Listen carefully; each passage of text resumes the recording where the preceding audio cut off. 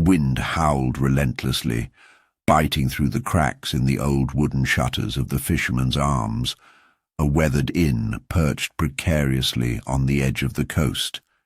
Its timbers creaked as the night stretched on, making it seem alive as though it too was trying to escape the grasp of the storm. The sea beyond the cliffs roared angrily, waves crashing against the rocks with a fury only nature could muster. Inside the inn, the fire crackled in the hearth, casting flickering shadows across the room.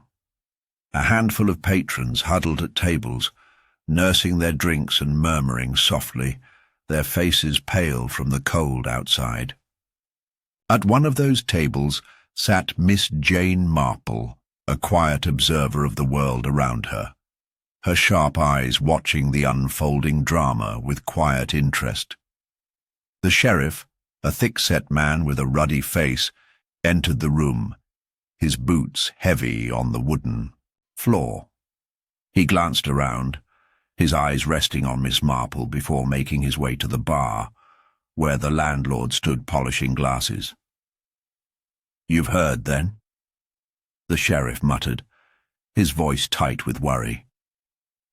"Not a word, Sheriff," the landlord replied, his brow furrowed. "But if it's about the Lighthouse, I've heard the rumours. Ain't no good, that place. Never has been." The sheriff nodded grimly. "Aye, well, it's no rumour anymore. There's been a murder." Miss Marple's interest piqued, and she set down her cup of tea, her hands steady as she observed the conversation. She had been to St. Mary's Cove before, a small coastal village that appeared to be stuck in time. The old lighthouse had always been a subject of gossip among the locals, but such things were usually dismissed as fanciful tales. This, however, was different. The sheriff turned toward her, his expression unreadable. "Miss Marple, I don't suppose you'd be willing to lend a hand with a case that's already baffled us all." Miss Marple's lips curled into a faint smile. "I believe I could be of some assistance, though I must say I'd rather not venture out in this storm. Perhaps we could wait for morning." The sheriff's face tightened. "The crime scene is at the lighthouse. No one else is willing to go near it, and we don't have much time before the storm worsens. I'm afraid I must insist." Miss Marple nodded and rose slowly, her feet steady beneath her. "I'll get my shawl." The wind howled louder as they made their way outside. The path leading to the lighthouse was treacherous, slippery with mud and rocks, and the air was thick with the scent of salt and damp earth. The sheriff led the way, his lantern casting an eerie glow ahead, but Miss Marple had no difficulty keeping pace, her steps sure and unhurried. As they neared the lighthouse, the first thing that struck her was the absence of sound. The relentless crashing of waves had stopped, leaving only a silence that seemed unnatural, as though the very world was holding its breath. The lighthouse towered over them, its stone walls dark and foreboding against the dim sky. It was as though it were an ancient sentinel, watching over the village with a gaze that never blinked. The sheriff led Miss Marple inside, the heavy wooden door creaking as they pushed it open. The interior was dim, lit only by a single flickering lamp in the corner. A man lay sprawled on the floor, his body twisted in an unnatural position. Blood stained the flagstone floor, pooling around him in dark patches. He was dressed in the worn clothing of a fisherman, though the sight of him was unsettling in its stillness. Miss Marple crouched beside him, her keen eyes scanning the scene. The sheriff, his face pale, watched her closely. "Do you see anything?" he asked. Miss Marple examined the body, her gaze flickering from the man to the surroundings. The room was empty aside from the body and the odd assortment of furniture. An old desk, a few chairs, and a cluttered shelf. Nothing seemed out of place, and yet the feeling in the air was wrong, thick with tension. "Look at the man's hand," Miss Marple said quietly, pointing to the corpse's right hand. The sheriff's eyes followed her gesture, narrowing when he saw the peculiar detail. The man's fingers were wrapped around something, a scrap of paper. It appeared to be a torn piece of map, but the ink was smudged and difficult to read. The sheriff gingerly pried the paper from the dead man's hand and held it up to the light. The piece of paper had a crude, hastily drawn mark on it, a circle with an X in the center. Beneath it, the ink was blurred and almost indecipherable. Miss Marple's brow furrowed. "It's not a clue, not really," she said, more to herself than to the sheriff. "It's a message, but who was it meant for?" The sheriff shifted uncomfortably. "That's just it. We've had no word of any strangers in the area, and the only people who come to the lighthouse are the men who tend it. But they're all accounted for. This man, though, he wasn't one of them. And yet he had the map," Miss Marple murmured. She straightened up, her eyes scanning the room once more. Was there anything else? Anything at all? The sheriff shifted nervously, his gaze flickering around the room. "Nothing, Miss Marple, nothing out of the ordinary." "Then we must assume the map is the key," Miss Marple said softly. "We need to find out where it leads." The sheriff took a step back. "That's all well and good, but how do we even know it's real, or what it means?" Miss Marple turned, her eyes fixed on him. "The answer is in the man's death. We just need to figure out what message he was trying to send." The sheriff, his face a mixture of skepticism and grudging respect, nodded. "I'll gather the men and see if anyone recognizes the map. But, Miss Marple, I don't have high hopes. This case has all the markings of one that will stay unsolved." "You underestimate me, Sheriff," Miss Marple said with a smile. "It is only unsolved if you don't know where to look." The sheriff hesitated before giving a curt nod.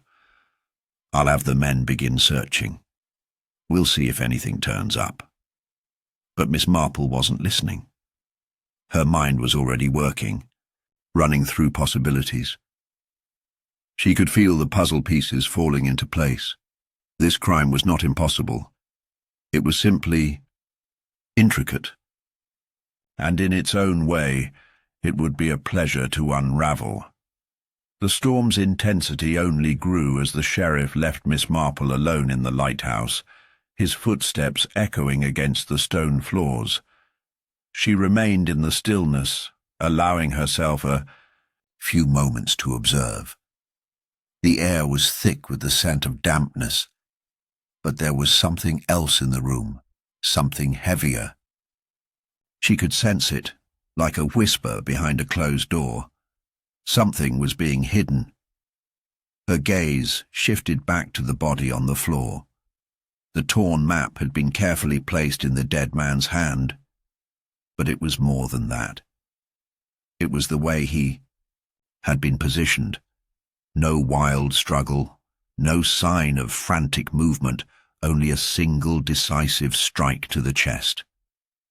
A clean wound, a professional's touch, perhaps. Yet the absence of blood spatter, the peculiar absence of a weapon, and the quiet manner in which the body had been left suggested one thing. This had been a deliberate message. But to whom? Miss Marple stood up, glancing around once more. The lamp in the corner flickered weakly, casting long shadows that seemed to stretch toward her, as though the room itself was closing in. She crossed to the desk, her fingers brushing lightly over the old, dust-covered papers. A faint sound reached her ears, a soft scraping sound from the far side of the room. The noise seemed to come from beneath the floorboards. She bent down, her fingers tracing the edge of a floorboard, near the corner of the room where the shadows were thickest. Something was off. The board did not sit as it should. With the quietest of movements, she pried it loose, revealing a small cavity beneath. Inside, there was a weathered notebook, its pages yellowed with age. Miss Marple took the book, her eyes scanning it quickly.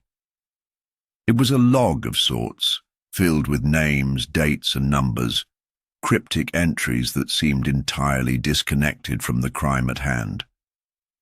But there was one entry that caught her eye. The date matched the night the man had been killed. Her mind raced as she flipped through the pages, the careful notations suddenly making sense. The man had been keeping track of something. Perhaps he had stumbled upon information that someone had wanted kept quiet. Perhaps he had been killed for it. The notebook was a puzzle, but the pieces were scattered.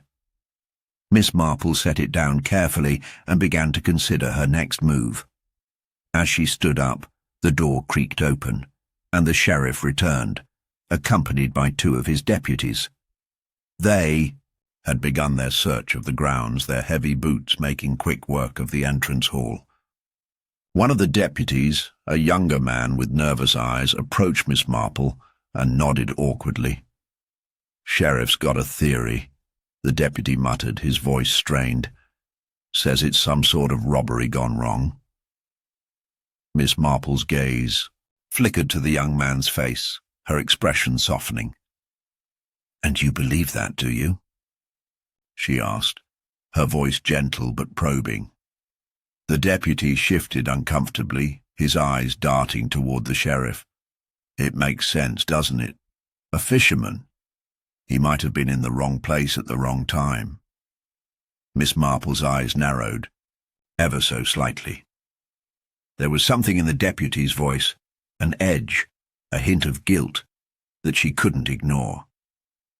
She turned her attention back to the sheriff, who was carefully examining the body.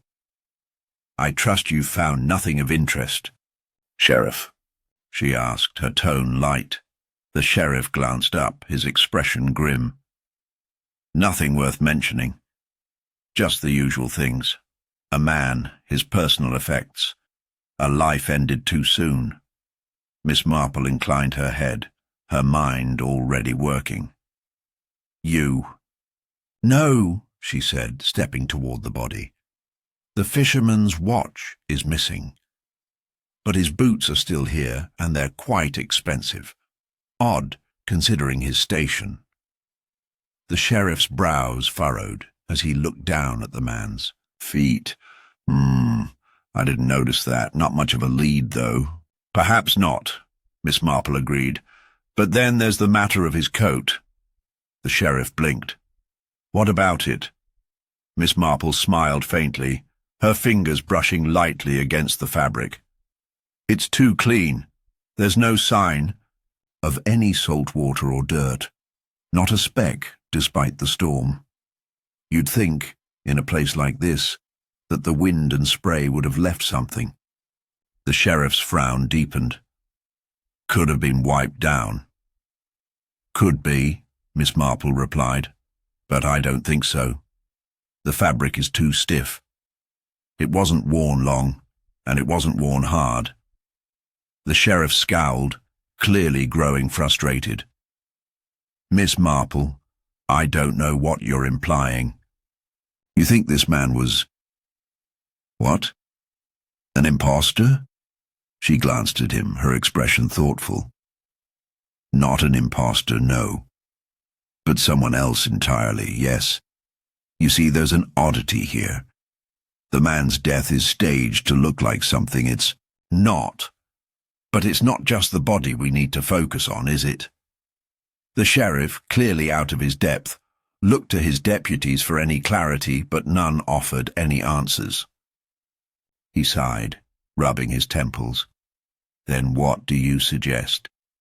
"I suggest you focus on the others who might be involved. Miss Marple said, her voice calm. The fisherman's log is a starting point. It's almost certain that the man was not alone in whatever he was trying to uncover. Before the sheriff could respond, the young deputy, who had been fidgeting nervously in the corner, spoke up. "There's someone who might know more," he said hesitantly. "We saw him on the way in. He's a local. Fisherman too, or used to be. Goes by the name of Old Enoch. He lives in a shack not far from here. Been talking a lot lately about something he saw at the Lighthouse." The sheriff gave a dismissive grunt. "Enoch's a fool. Half his teeth are gone, and the other half seem to be permanently half-drunken. What could he know?" Miss Marple, however, turned her full attention to the deputy. "Take me to him," she said simply. The deputy's eyes widened. "Ma'am?" "Take me to him now," Miss Marple repeated, her voice unwavering. "If there is someone who knows what happened. Here it is, I can feel it." Without waiting for another word, she turned and walked toward the door, her movements swift and purposeful. The sheriff hesitated, but finally motioned for the deputy to lead the way. As they left the lighthouse behind, the wind seemed to echo, with a promise. Something far deeper was at play here, something far more sinister than a simple robbery gone awry, and Miss Marple was closing in on it. The walk to Old Enoch's shack was a short one, though it felt longer than it should have, the wind carrying with it the scent of rain and the eerie stillness of the coastal night. The deputy led the way, his eyes darting nervously from side to side, and Miss Marple kept a steady pace, her sharp eyes scanning everything with quiet precision. The village seemed even quieter now, as though the storm had swallowed the sounds of life, leaving only whispers in its wake. The shack, when they arrived, was little more than a rickety structure, its walls sagging as though they had long since given up the fight against the elements. A dim light flickered from inside, casting a faint glow through the cracked windows. The deputy knocked once, and after a long moment the door creaked open. Enoch stood there, an old man with a grizzled beard and rheumy eyes, his clothing patched and stained from years of use. His face, once sharp, had softened with age, but there was a wildness in his gaze that told Miss Marple that this was not a man to be underestimated. "What's all this about, eh?" Enoch grumbled, his voice low and rasping. "Can't a man get some peace in his old age? What do you want?" "We're investigating the death of a man at the Lighthouse," the deputy said quickly, his words stumbling over themselves. "The sheriff, he said you might know something about it." Enoch's eyes flickered with recognition, though he didn't say anything right away. Instead, he squinted at Miss Marple, as though weighing her presence. "Aye," he said after a long pause. "I know something. Something I shouldn't have seen, maybe." He stepped back, gesturing for them to enter. Inside, the shack was dimly lit, its interior cluttered with a mishmash of old fishing gear, crates, and various knickknacks that had been hoarded over the years. The faint smell of brine and mould hung in the air, mixing with the smoke from a tiny stove in the corner. "Sit," Enoch muttered, sinking into a chair by the fire. "What do you want to know?"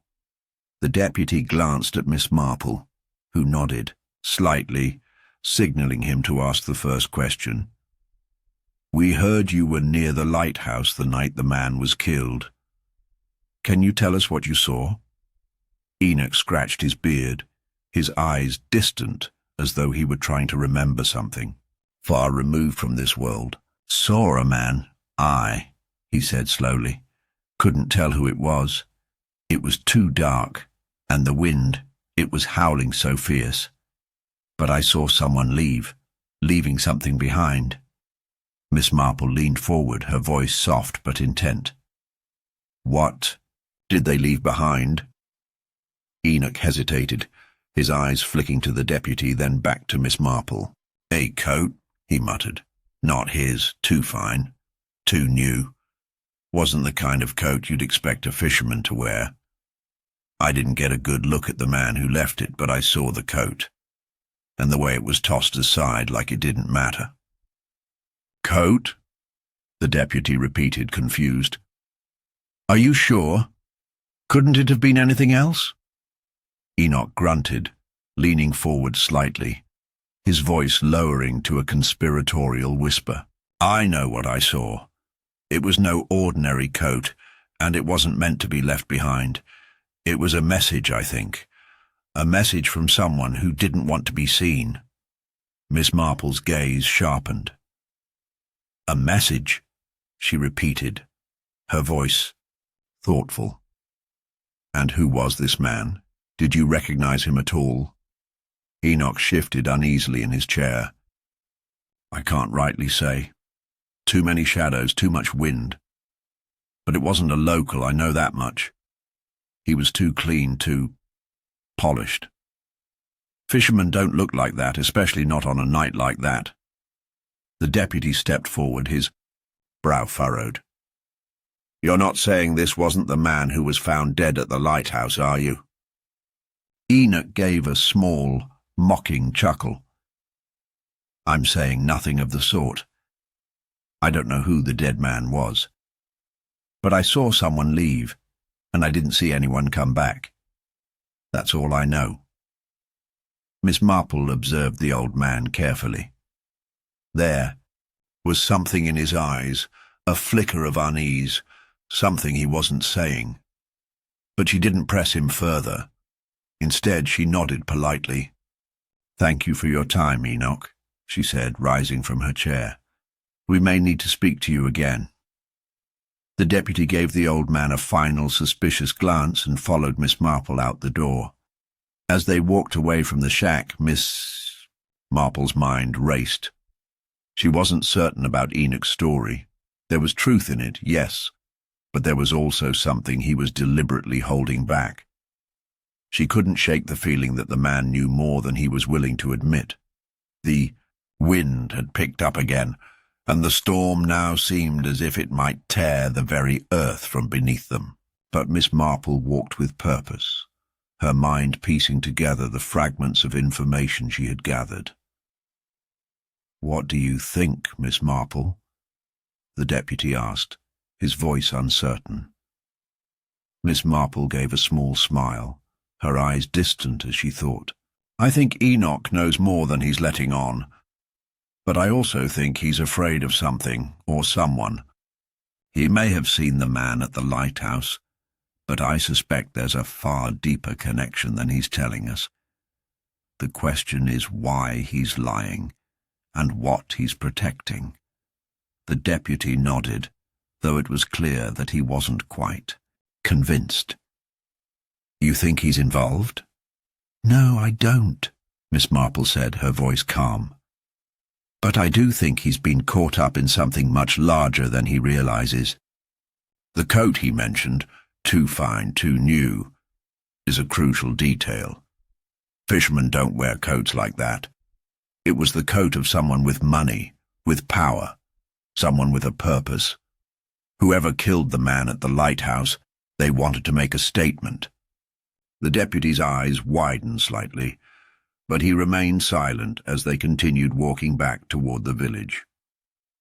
When they arrived at the Fisherman's Arms, Miss Marple found the sheriff still deep in conversation with his deputies. The air in the inn was thick with tension, the kind that came with uncertainty, and Miss Marple knew that the full weight of the crime hadn't yet been understood. The pieces were there, but the puzzle remained incomplete. Miss Marple approached the sheriff, her expression thoughtful. Sheriff, I believe we need to speak with some of the others who were in the area that night. I suspect the killer is closer than we think. The sheriff glanced up, his eyes weary. "I'm listening, Miss Marple. But there's something strange about all of this. We keep turning over the same stones and there's nothing to show for it." "Perhaps, Miss Marple," replied, her eyes sharp, "but sometimes the truth is hidden in the smallest of details. You just have to know where to look." And as the storm raged outside, Miss Marple felt certain that the answers were beginning to fall into place. The voices of deception were speaking louder now, and soon enough she would hear their true story.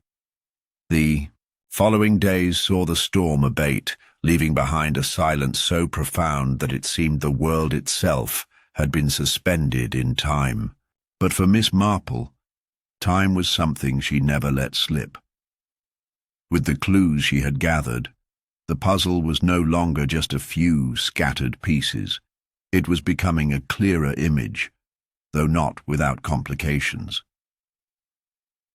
In the dimly lit room of the Fisherman's Arms, Miss Marple sat with the sheriff and his deputies, each man's face tense with uncertainty. They had spent the better part of the morning reviewing the evidence and re-interviewing the same witnesses, but nothing about the case seemed to fit together. The sheriff leaned forward, his hands clasped on the table. "We've got no shortage of suspects, Miss Marple, but every single one has an alibi. The man who died, well, he wasn't well liked, but no one seems to have a solid reason to kill him. Not one that fits, anyway." Miss Marple met his gaze, her expression calm, almost serene. "Is that so? It's true that each person may appear to have an alibi, but alibis are often like coats in a storm. They hide more than they reveal." She took a slow breath and leaned back in her chair, letting her words settle. "But alibis are just the start, Sheriff. What we need to focus on is the motive, the why behind the crime."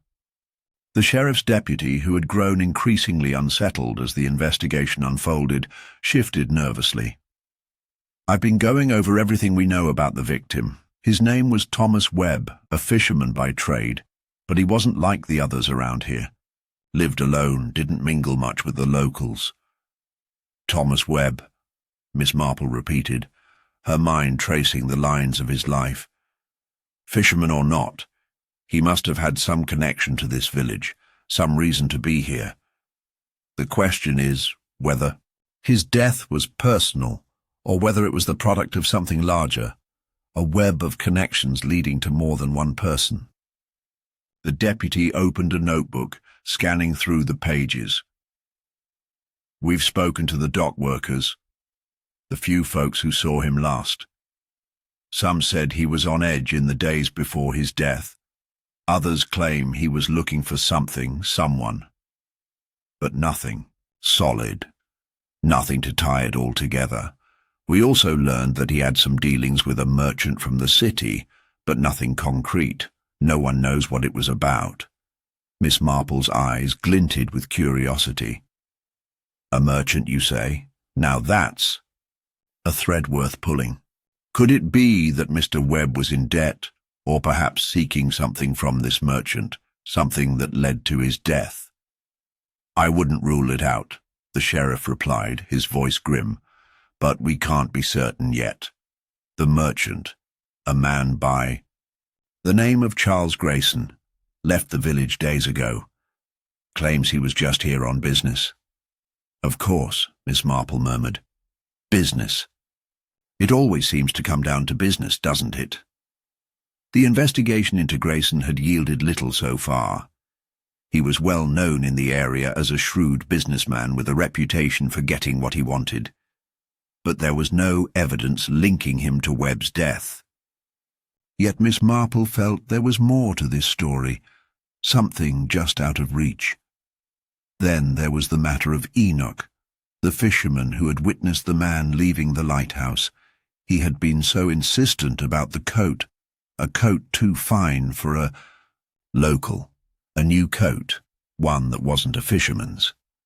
That had caught Miss Marple's attention, particularly when she thought about the unusual nature of Webb's last days. Had the coat been left behind as a clue? Or was it simply another red herring designed to mislead? There were others to consider. Jenna, Webb's estranged wife, who had returned to the village only a week before the murder. She claimed to be here for personal reasons, but her sudden reappearance raised questions.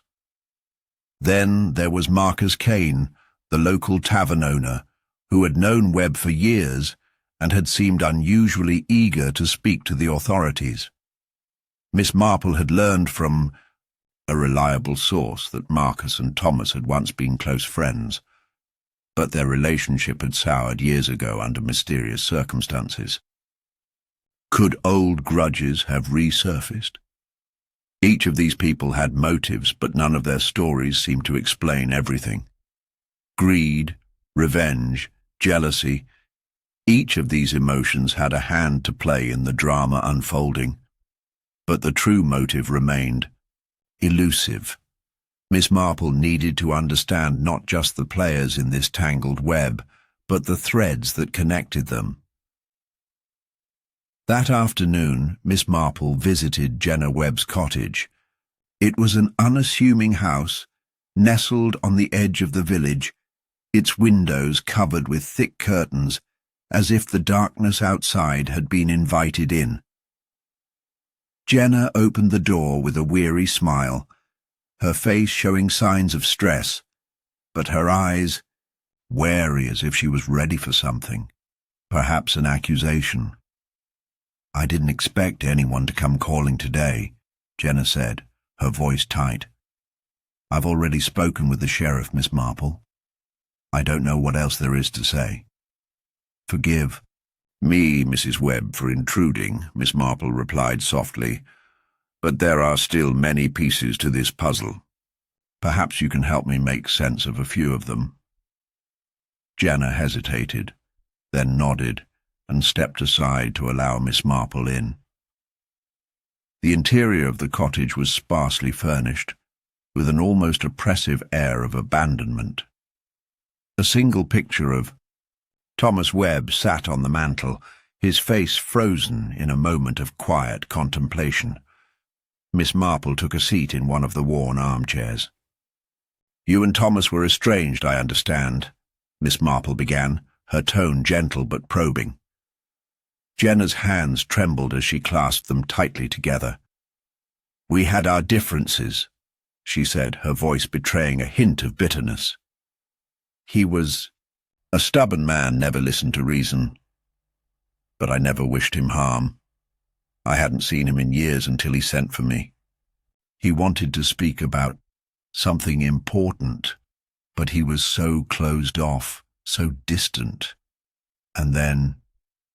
She trailed off, her eyes shadowed with sorrow. "You didn't meet with him?" Miss Marple asked, her tone softening. "No," Jenna replied quickly. "He was supposed to meet me at the old docks, but something came up. I don't know what it was. When I arrived, he wasn't there. I went to the Lighthouse looking for him, but he wasn't there either. That's when I found out." Miss Marple studied her carefully. There was something in her eyes, a flicker of guilt perhaps, but also fear. Did Thomas ever speak of a merchant? Charles Grayson, perhaps? Or anything that might explain his increasing unease in the days before his death? Jenna's face hardened at the mention of Grayson. "Grayson," she muttered. "That man. He came to Thomas about business, but he was more than that. Grayson was involved in something Thomas wouldn't tell me about. I know he was keeping secrets, but I never got the chance to know them." Miss Marple's mind raced. A merchant, a hidden agenda, a wife left out of the loop. What did all of this point to? One thing was clear. The motives were there, but the picture was still fractured. As she stood to leave, she gave Jenna a reassuring smile. "Thank you, Mrs. Webb. I'll be in touch soon." There are still many things we need to uncover. The pieces are falling into place, but we're not quite there yet. As Miss Marple stepped outside, she felt the weight of the mystery settling more heavily on her shoulders. Greed, revenge, jealousy, fear. The motives were like threads in a tangled knot. But the deeper she dug, the clearer it became. Someone was hiding something, and in time, those secrets would unravel. The days that followed Miss Marple's conversation with Jenna Webb were filled with a new sense of urgency. The pieces of the puzzle, scattered and half-formed, were starting to align. The merchant Charles, Grayson, though seemingly a distant figure in the case, had begun to look more and more like a man with something to hide. Miss Marple, ever patient and methodical, knew she had to keep digging. But as fate would have it, the breakthrough came from an unexpected direction. It was a chilly morning when the sheriff's office called. The deputy's voice on the other end was terse, hurried. "Miss Marple, you might want to come down to the station. We've found something that could crack this case wide open." Within minutes, Miss Marple was on her way to the station, her thoughts churning. What? Could it be a new lead, a hidden clue? The possibilities were endless, and yet she couldn't shake the nagging feeling that the answers were closer than anyone realized. When she arrived at the sheriff's office, she found the room buzzing with activity. The sheriff stood near the bulletin board, his face flushed with excitement. "Miss Marple, we've got it. This is the break we've been waiting for." Miss Marple's eyes narrowed slightly, but she allowed herself to approach the sheriff. "What have you found?" The sheriff held up a scrap of paper, a piece torn from a ledger, and Miss Marple could see at once that it was stained with ink and age, the handwriting scrawled and frantic. "It was found in the pocket of one of the coats at the scene of the murder. Someone must have missed it before, but it's clear now. It's a record of transactions. Business dealings between Thomas Webb and a man named Grayson." She studied the paper carefully. It was indeed a list of transactions, sums of money, dates, and cryptic references to goods being exchanged. There was one phrase repeated several times that stood out. "The shipment arrives at midnight." "Looks like Webb was involved in something illicit," the sheriff continued, clearly pleased. "Grayson must have been using him as a go-between for something shady, smuggling maybe. And when Webb tried to back out, Grayson must have killed him to keep the secret quiet." Miss Marple let the sheriff's words hang in the air, considering them carefully. The evidence was damning, there was no doubt about that. The transaction records pointed directly to Grayson, and his departure from the village seemed more like an escape than a mere business trip. The pieces were all falling into place, but the detective in Miss Marple couldn't ignore the gnawing feeling that something was still wrong. "This is quite an interesting find," Miss Marple said quietly, her voice calm and measured. "But it doesn't tell us everything. Why would Thomas Webb, a man with a reputation as a fisherman, suddenly involve himself in something like this? And why would he keep it secret from everyone, including his wife? It doesn't add up." The sheriff's smile faded slightly. Perhaps he was trying to protect his family. Perhaps Grayson was threatening him. Who knows what kind of pressure he was under? Miss Marple shook her head slowly. "I don't disagree with you, Sheriff, but I feel there is more to this than we're seeing. Webb may have been involved with Grayson, but this doesn't explain why Webb was so anxious in the days before his death, nor why he didn't tell anyone about his dealings. If there was something to hide, it would have been more than just business. There's a personal element here we're missing." The sheriff frowned, clearly frustrated. "I don't understand, Miss Marple. This piece of evidence could be the key to solving the whole thing. I know, Miss Marple replied, her eyes thoughtful. But sometimes the most important piece of evidence isn't the one that fits the most neatly into the story. Sometimes it's the one that everyone overlooks. She paused, letting her words sink in. I'll need to speak to Grayson again, she said finally. There's something about him I don't trust. The sheriff hesitated but nodded. If you think it'll help, but we're pretty certain we've got our man. Miss Marple turned away, her mind already whirring with the possibilities.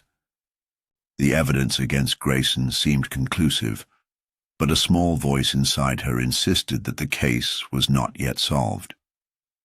There was something about the entire situation, the haste with which everyone had latched onto this new evidence, that seemed too convenient. As she left the sheriff's office, Miss Marple couldn't help but feel that the real criminal was still out there, hiding in plain sight, waiting for the right moment to strike again. That afternoon, she made her way to the merchant's shop, the place where Grayson had been seen frequently before his sudden departure. The shop was tucked away at the edge of the village, and as she walked toward it, Miss Marple could feel the tension mounting. She had no doubt that Grayson had a hand in the events that had led to Webb's death, but the real question was how deep the merchant's involvement went, and more importantly, why he had left so quickly.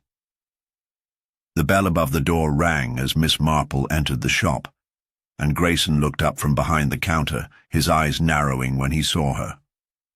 Miss Marple, he said, his voice smooth but guarded, I didn't expect to see you here. Have you come to finish your questions?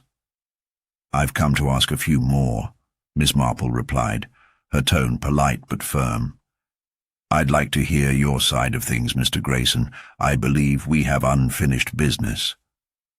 Grayson didn't flinch, but there was something in his eyes, a flicker of wariness that Miss Marple recognized all too well. I've already told the authorities everything I know, he said, his voice calm but clipped. I'm sure you have, Miss Marple said, but I don't think you've told the whole truth. Grayson gave a short laugh, the sound sharp and mirthless. And what makes you say that? Miss Marple stepped closer to the counter, her eyes fixed on him. Because there's something in your story that doesn't make sense. You say you were just here on business, but no one has been able to verify the nature of that business.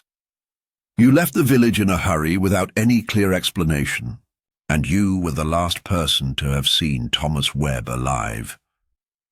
Grayson's smile faltered, but only for a moment. That's just a coincidence, he said quickly, his voice tight. I have nothing to do with his death. The transactions you've found, well, those were just business, nothing more. Miss Marple didn't respond immediately. Instead, she glanced at the ledger behind the counter, where the same cryptic notes she had seen at the sheriff's office were written. You've been very careful, Mr. Grayson, she said, her voice soft. Too careful. But sometimes, when people try to hide the truth, they make one mistake. And that mistake is usually the thing that reveals everything. Grayson's expression hardened, and for a brief moment Miss Marple could see the faintest flicker of panic in his eyes. But he quickly masked it with a smile. Well, Miss Marple, I'm afraid you've reached the wrong conclusion. There's nothing more to this story than what you've already uncovered. Miss Marple regarded him silently for a moment, her mind racing with the implications of his words. The case seemed to be on the verge of resolution, but something didn't sit right. The evidence, though damning, was too perfect. It felt as though someone had carefully orchestrated it to look like a clear-cut case. And as Miss Marple left the shop, she couldn't shake the feeling that she was walking straight into a trap. A false victory had been handed to the authorities, but she knew deep down that the true criminal was still out there, watching, waiting. The game wasn't over yet. The days that followed Miss Marple's conversation with Grayson left her restless. Though she couldn't put her finger on it, something about his demeanor bothered her more than she cared to admit. His swift dismissal of her questions had been far too practiced, too confident. And while the evidence seemed to point squarely at him, there was still an underlying sense of something missing.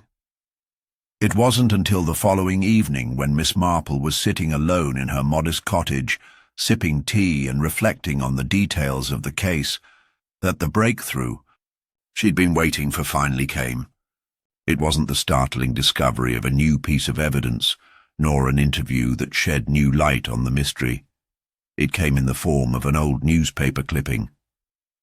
The clipping had been tucked away in a file she kept for cases of interest, a file she hadn't bothered with in years. As she sipped her tea, her fingers had absent-mindedly brushed against the edge of the file, and the old newspaper fell out. It was a report from several decades ago, detailing a string of disappearances that had plagued the village of Blackwater Bay when Thomas Webb was a young man. The missing persons were all fishermen, all men with connections to the docks, and the disappearances had been unsolved. The authorities had been baffled, and the case had gone cold. But the striking detail was the pattern. Each disappearance seemed to coincide with a large shipment of goods arriving at the docks, goods that were never properly accounted for. As Miss Marple stared at the yellowed page, a chilling thought began to take shape in her mind. Could it be that Webb had been involved in something far darker than anyone had realized? Was it possible that the old disappearances were connected to his death? The connection was faint, almost intangible, but Miss Marple trusted her instincts. She had always believed that crimes didn't exist in isolation. They had histories, they had roots, and sometimes the most crucial information was buried deep in the past, forgotten until the time was right for it to surface again. The more she thought about it, the more the threads seemed to weave together. The sudden appearance of Jenna Webb in the village, the mysterious transactions with Grayson, and now this, an old case of disappearances linked to the very docks where Thomas Webb had worked. It was a pattern that no one had connected, not even the sheriff. But Miss Marple could feel the truth lurking just beneath the surface. The next morning, Miss Marple visited the local archives where the records of the old disappearances were stored. She spent hours combing through the files, piecing together names and dates, cross-referencing details. It was there, in a forgotten corner of the records, that she discovered another startling connection. The names of two men who had disappeared over 20 years ago, both of whom had been in business with a young Thomas Webb. The men had been close to Webb, and one of them had even been seen arguing with him just days before his disappearance. The realization hit Miss Marple like a bolt of lightning. It wasn't just Grayson who had been involved in this web of deceit. It was something far older, something that had begun years before anyone had even considered the possibility of a murder. The disappearances were not random. They were part of a larger scheme, one that had begun decades ago and had only now come to light. Webb's involvement in that scheme, his ties to these missing men, had been buried in the shadows for years, but now it was all coming to a head. As she left the archive, her thoughts whirling, Miss Marple's resolve grew. The current case was no longer just about a businessman gone rogue, no longer just about a simple murder.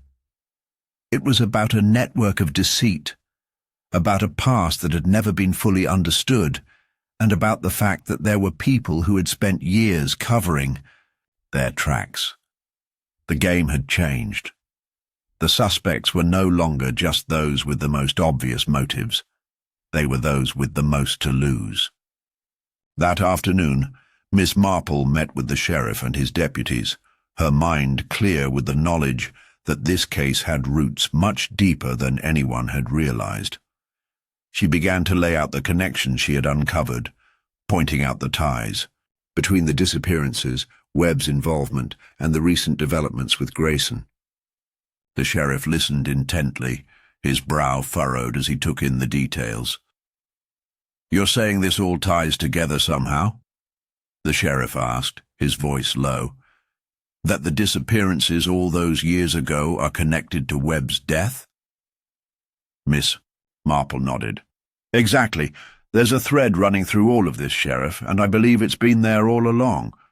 Thomas Webb's involvement in those disappearances was never fully understood, but now I think it's clear. He was part of something much larger than any of us realized." The sheriff sat back, clearly processing the weight of Miss Marple's words. But what does that mean for the case? If Grayson's not the real culprit, Grayson is part of the puzzle, Miss Marple interrupted gently, but not the whole picture. I believe the truth lies somewhere between the old disappearances and the current murder. Someone is protecting a very dark secret, and Thomas Webb was the key to it all. He knew something that led to his death. The sheriff looked down at his hands, a sigh escaping his lips. But who would have known to cover their tracks for so long? These disappearances, they were forgotten years ago. Not forgotten, Miss Marple corrected him. They were buried, hidden, and now they've resurfaced because someone has finally connected the dots. As the days passed, Miss Marple's investigation shifted focus. She no longer concentrated on Grayson alone, but instead began to consider the relationships Webb had maintained throughout his life. There were whispers of a shadowy figure, a former business partner, someone with no direct ties to the village, but whose influence had been felt far beyond. It seemed that this figure had connections to not just Webb, but to the missing fishermen of the past as well. Someone who had a vested interest in keeping those disappearances quiet, someone who had ensured that the authorities never dug too deep. It wasn't until Miss Marple revisited the lighthouse, examining it with a fresh perspective, that the final piece of the puzzle came into place. She noticed a hidden trapdoor beneath the old stairs, a small, almost invisible opening that had gone unnoticed by everyone else. Beneath it lay a set of rusted crates, covered in dust and cobwebs, as though they hadn't been touched in years. Inside the crates, Miss Marple found something that confirmed her suspicions. Old ledgers, dated back to the time of the disappearances, filled with cryptic references to deliveries and goods. These weren't business transactions. They were records of something far darker, something that tied the disappearances directly to the criminal activities Webb had once been involved in. Miss Marple stood still for a long moment, her eyes fixed on the crumbling pages. She knew now that the case was no longer just about a murder. It was about a tangled web of corruption, lies, and secrets that stretched back decades. The murder of Thomas Webb had been the spark that reignited a fire that had been smouldering for years, and as the investigation deepened, Miss Marple understood that the true criminal was not just trying to hide a murder. He was trying to erase a history that had already begun to unravel. The past was no longer buried, and with it, the shadows that had loomed over the village for so long were finally beginning to fall into the light. The discovery of the hidden crates in the lighthouse was a pivotal moment for Miss Marple. She had learned more about Thomas Webb's tangled past in those dusty, forgotten ledgers than any of the authorities had in years. The truth was starting to come into sharp focus, but it wasn't enough. She needed a break, a reaction from someone involved, something that would tip the balance and push the investigation over the edge. Grayson was still at the top of her list of suspects. His story was too tidy, too rehearsed. He had always maintained his innocence, but Miss Marple had a keen sense for reading people, and something in his eyes, the brief flicker of uncertainty, the way he deflected her questions, told her that he was hiding something. He had been far too comfortable with the narrative that had been presented to the sheriff's office. He had agreed to everything too easily. It was as if he expected the authorities to follow a certain line, and they had. The detective knew that when people felt cornered, they often showed their true colors. But the question was how to create that sense of pressure without pushing them too far. She needed to find a way to make Grayson react unexpectedly, something that would expose the crack in his armor. It wasn't until she was alone in her cottage late one evening that the idea came to her. A tactic she had used before, one she had learned long ago from watching the way people behaved when they thought they were in control. It wasn't about brute force or even logic. It was about creating a situation where the suspect would feel an involuntary urge to prove themselves, a subtle nudge, just enough to unnerve them. The next day, Miss Marple put her plan into action. She didn't go to the sheriff or any of the deputies. Instead, she made a solitary visit to Grayson's shop. The air was cool with the approach of autumn, and the village was quieter than usual, as though it too was holding its breath in anticipation of what was to come. When she arrived, Grayson looked up from his counter, his gaze sharp as ever. "Miss Marple," he greeted her smoothly, as though he had been expecting her. "What can I do for you today?" "I've been thinking," Miss Marple began, her voice calm and measured, "about the evidence we found, and about the things you told the authorities. I realize now that there's something I missed, something important. You see, I've been doing a bit more digging, and it seems that the whole story about the smuggling operation doesn't quite add up." Grayson raised an eyebrow but didn't speak. Miss Marple continued, making her tone casual, almost disinterested. "It's strange, isn't it? The timing of everything, Webb's sudden involvement with you, the way the shipments came and went. I'm not sure I believe the whole story. In fact, I wonder if the authorities would be so eager to jump to conclusions if they had known more about your dealings with Webb. There's a lot we haven't discussed after all." She paused for a moment, letting her words sink in. "I wonder if there's something else, something hidden." Grayson stiffened slightly, but again he said nothing. Miss Marple's eyes lingered on him for a moment before she added softly, "You know, I'm sure I could find more about those old smuggling operations, about the men who disappeared. It's funny, the things that turn up when you dig deep enough. People in the village, they love to talk, they remember things, and sometimes that's all it takes." She let the words fall heavy between them, watching Grayson carefully. His expression was unreadable, but there was a slight shift in his demeanor. His hand twitched almost imperceptibly, and for just a fraction of a second she saw the tension in his shoulders. It was the smallest of gestures, but Miss Marple had seen it before in others. It was the instinctive reaction of a man who knew something was coming, but didn't yet know how to counter it. "I'm sure everything you've told us is above board," Miss Marple continued, keeping her voice light and conversational. "But perhaps, just to be safe, we should take another look at the records, don't you think? After all, I wouldn't want to miss anything. There's so much history in this village, and you never know what little detail could come to light." Grayson's eyes narrowed, his lips pressing together into a thin line. Miss Marple's subtle suggestion had clearly made him uncomfortable.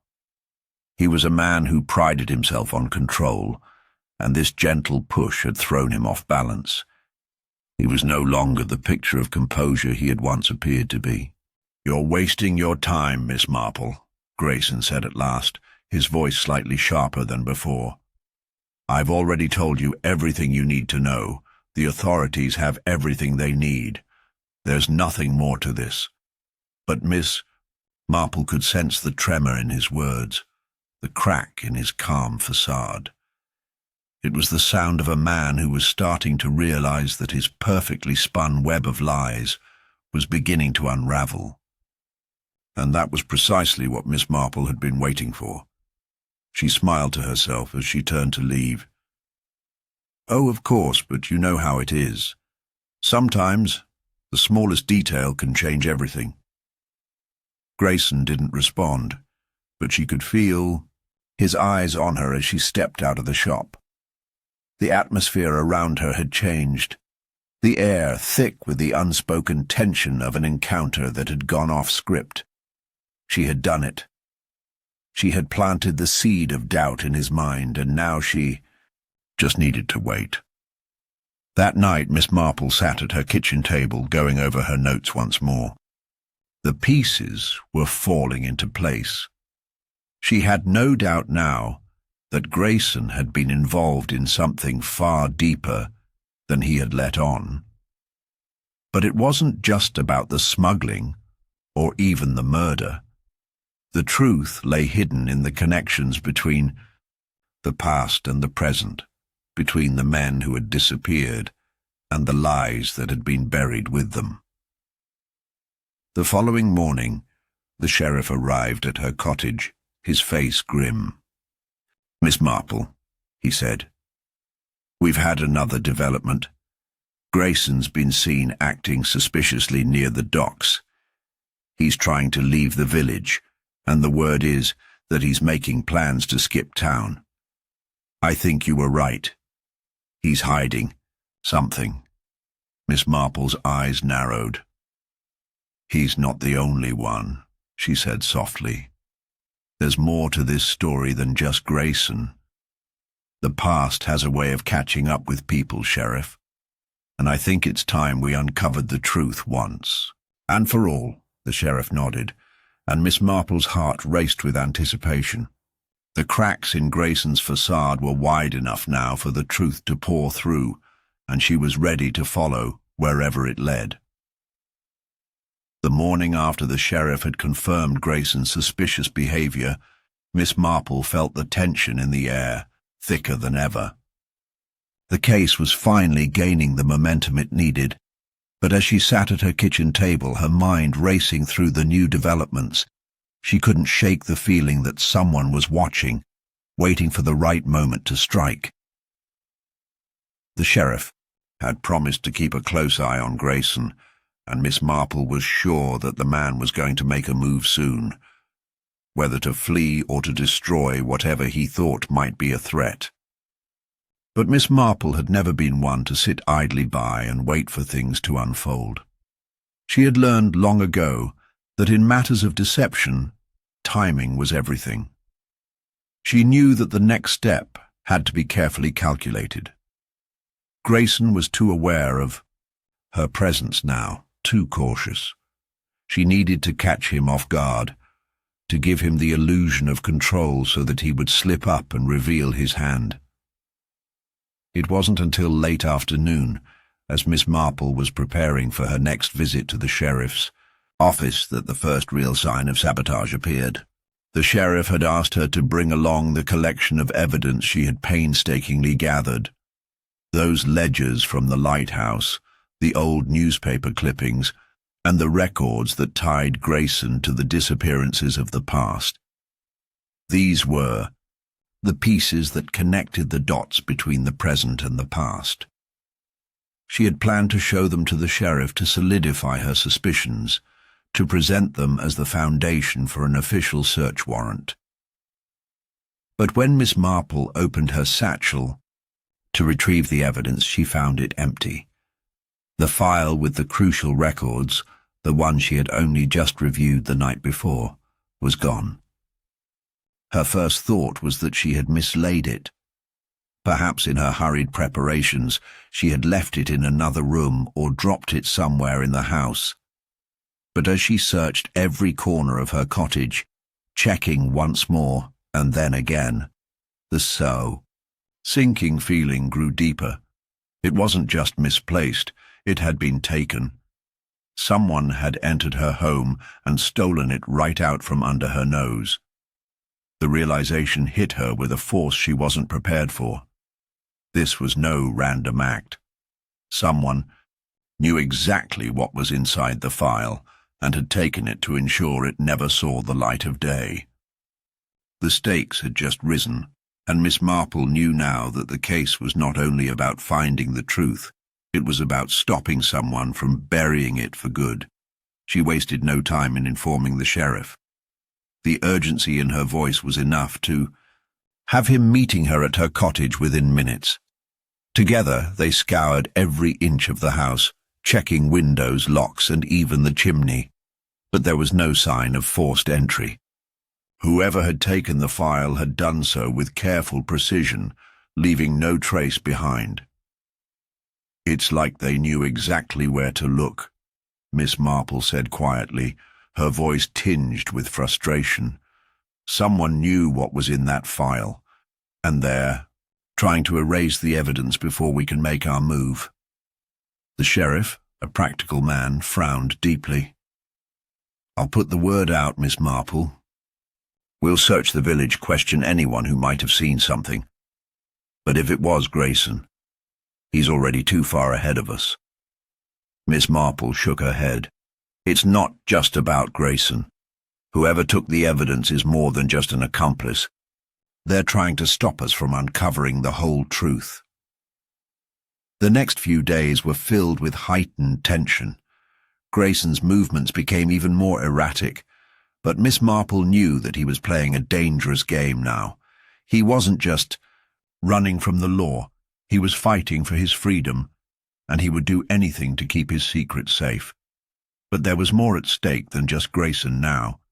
Miss Marple could feel it, like a heavy shadow hanging over the village. Someone else was pulling the strings, someone whose motives went far deeper than a simple cover-up. Then, just as Miss Marple was beginning to piece together a new theory, one that involved not only Grayson, but the mysterious disappearance of the fisherman decades ago, another twist occurred.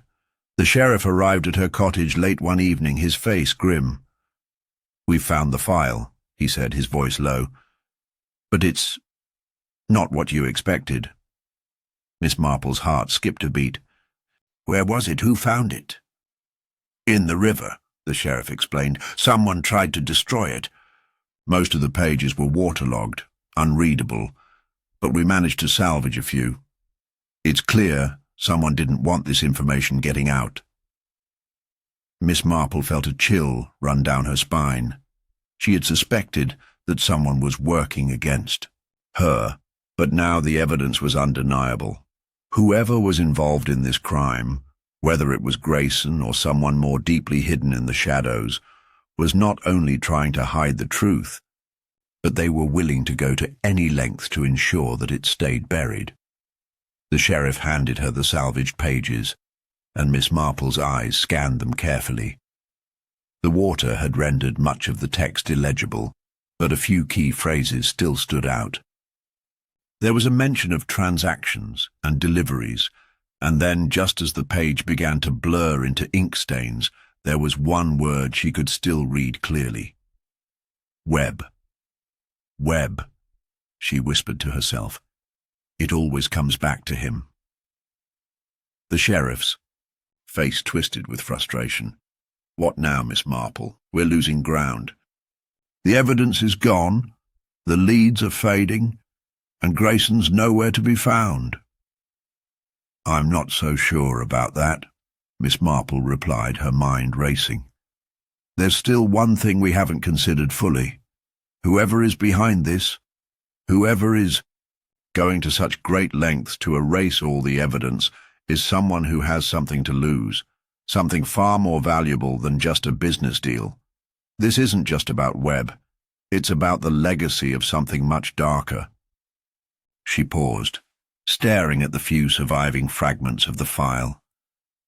We've only scratched the surface, Sheriff, and I believe we've just learned who is willing to go to these lengths to keep the truth from being uncovered. Her thoughts whirred as she pieced the puzzle together. Someone had come to great lengths to destroy the evidence, to stop her from getting closer to the truth. And now, Miss Marple knew what she had to do. It was time to turn the tables. The case was no longer just about uncovering the past. It was about confronting the person who was willing to erase it. And Miss Marple would stop at nothing to uncover the truth. The village was cloaked in a false sense of calm, as though the dark clouds that had gathered over it in the past weeks had finally begun to dissipate. But Miss Marple knew better. Beneath the surface, something was brewing. It wasn't just Grayson anymore. There was someone else, someone with far more control, far more determination to keep the past buried. She had spent the last few days retracing her steps, rethinking every conversation, every small detail she had overlooked in the frenzy of the investigation. She hadn't expected the case to take such a personal turn, but now it was clear that whoever was behind the destruction of the evidence wasn't content to just silence the truth. No, they were willing to go much further, to strike fear into those who got too close. The evening air was cool when Miss Marple left her cottage for a quiet walk, needing to clear her mind. The village was still, the only sounds coming from the distant murmur of the sea and the occasional rustle of wind through the trees. But just as she rounded a bend near the docks, she heard a sharp cry, a voice she recognized immediately. "Miss Marple, help!" The cry was followed by the sound of hurried footsteps, someone stumbling in the dark. She turned toward the noise just in time to see Grayson, pale and breathless, rush toward her. His usually composed face was now contorted with panic, his eyes wide with fear. "Grayson?" she asked, her heart racing. "What is it? What's happened?" He didn't answer right away. Instead, he grabbed her by the arm, his grip ironclad and desperate. They've taken her, Miss Marple. They've taken Eleanor." The name struck Miss Marple like a bolt of lightning.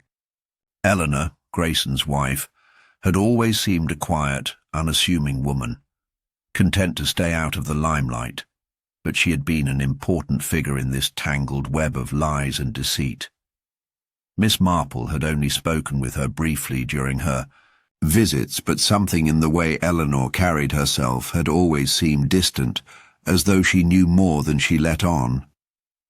"Taken her," Miss Marple repeated, trying to steady herself. Who took her?" Grayson's face was pale, his voice trembling. "I don't know. I was at the inn, and when I returned, the house was empty. The door was wide open. There was blood." "On the floor, Miss Marple. Blood. I think they've killed her."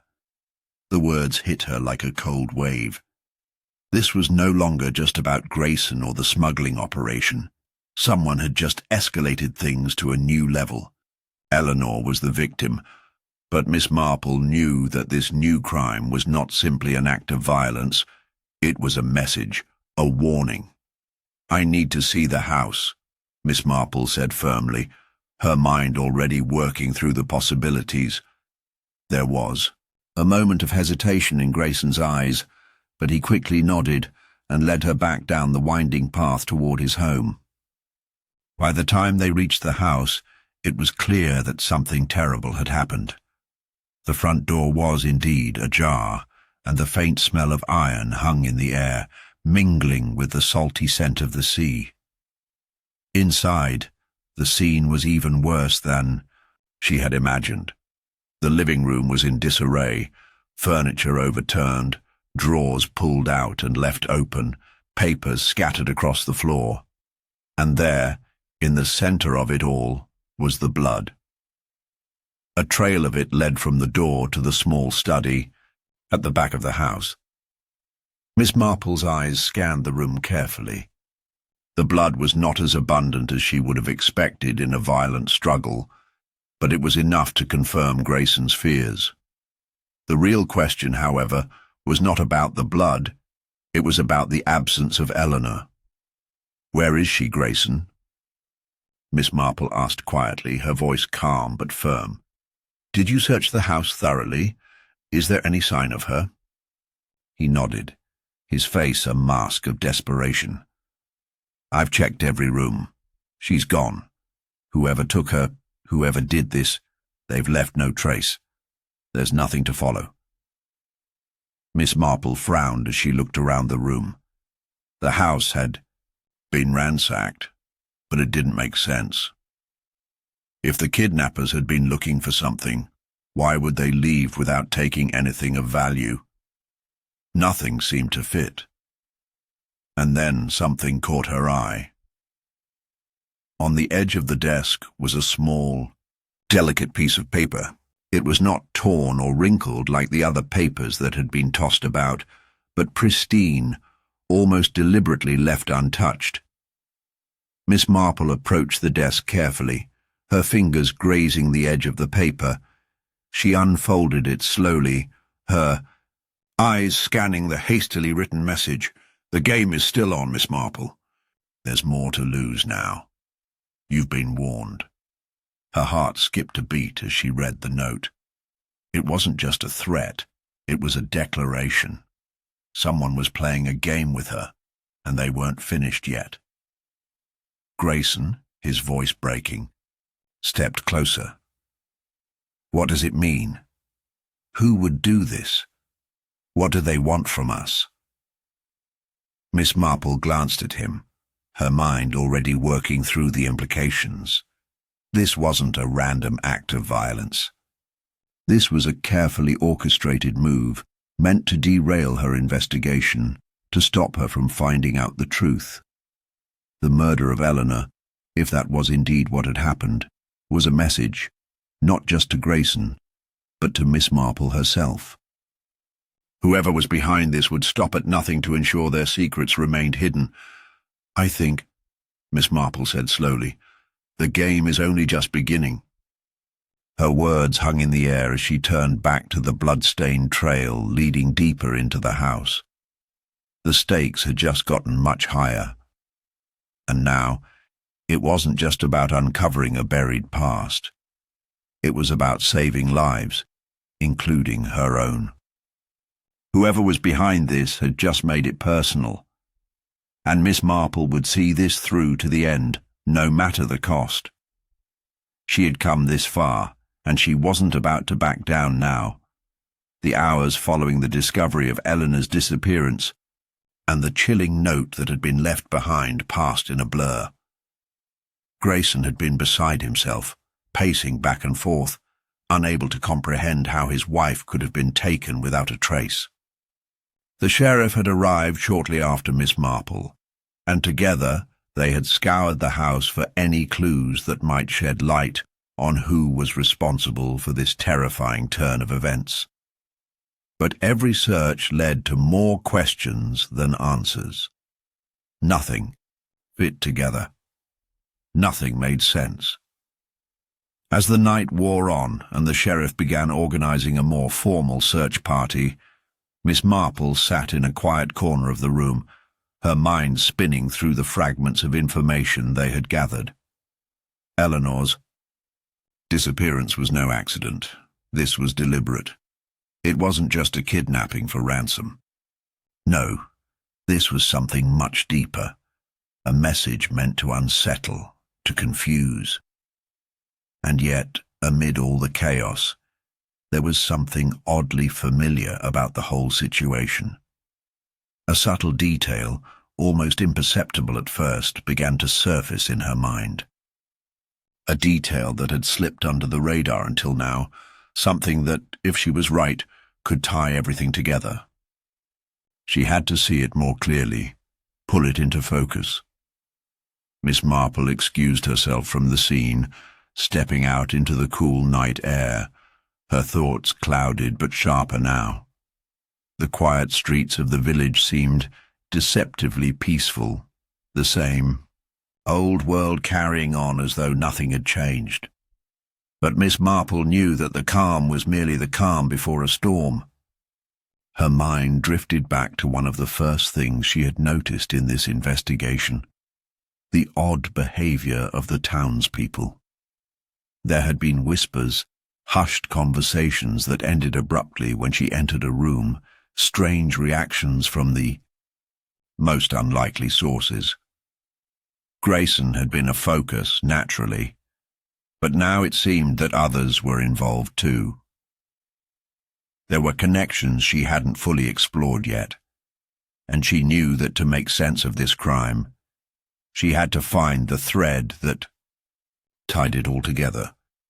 Miss Marple's eyes narrowed as she retraced her steps in her mind. The past few weeks had been filled with too many small, seemingly disconnected moments, details that, at the time, hadn't seemed important enough to investigate.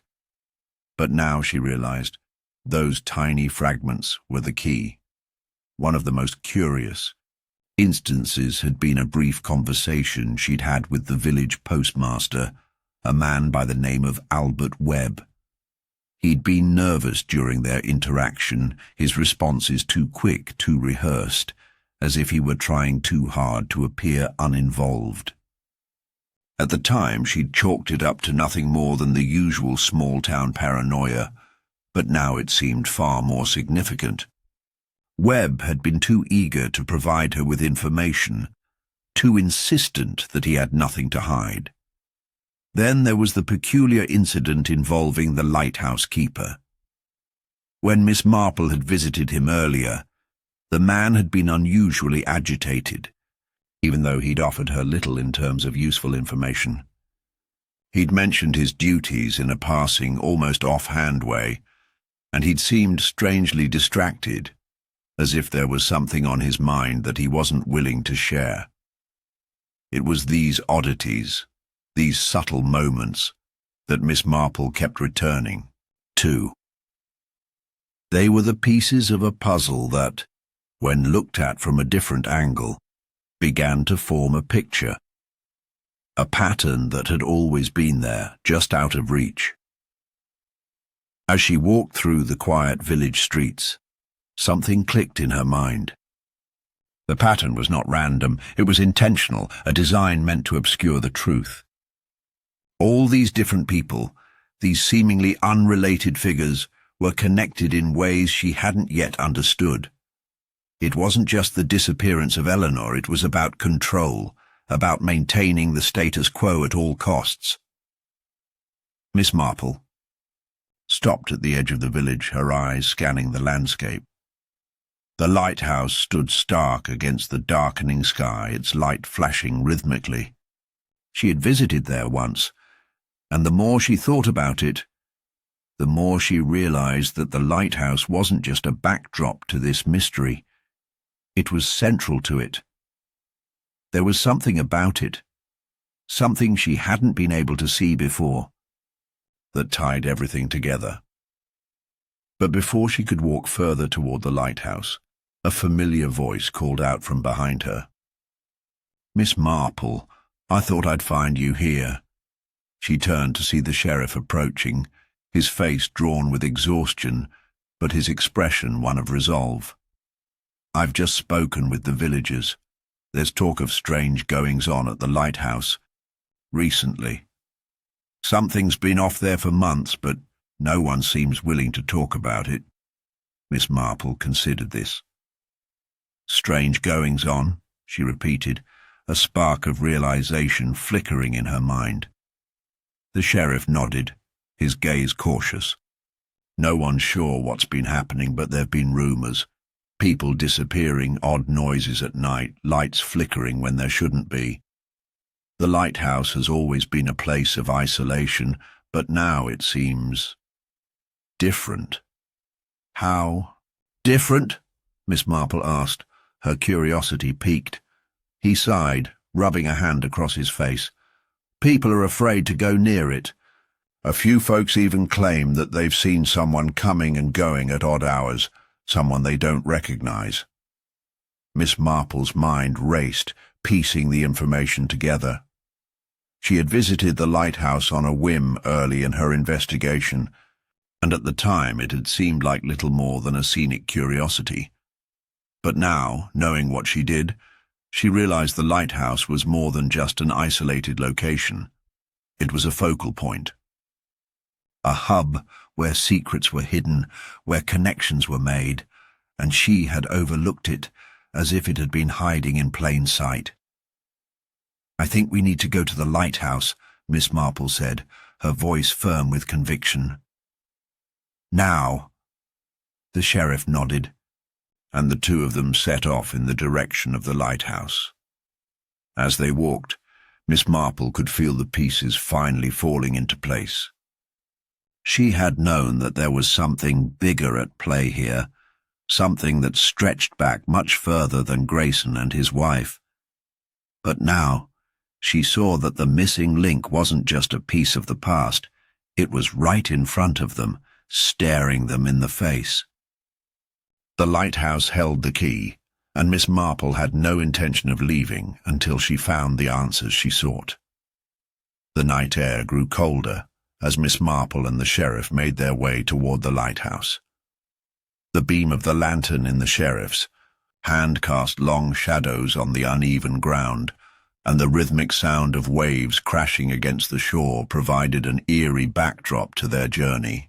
Miss Marple's thoughts swirled, and though she had a growing sense that they were on the brink of uncovering something monumental, she knew better than to jump to conclusions. The thread she had uncovered needed to be unraveled slowly, piece by piece. The lighthouse loomed ahead, a tall, solitary figure against the vast expanse of the darkening sky. The closer they drew to it, the more Miss Marple felt a strange tension in the air, an unspoken weight that seemed to hang over everything. This was no ordinary investigation. There was something personal, something visceral about this case that transcended the simple elements of crime and motive, something that connected the past with the present in ways Miss Marple had not yet fully grasped. As they reached the base of the lighthouse, the sheriff looked up at the towering structure, his brow furrowing.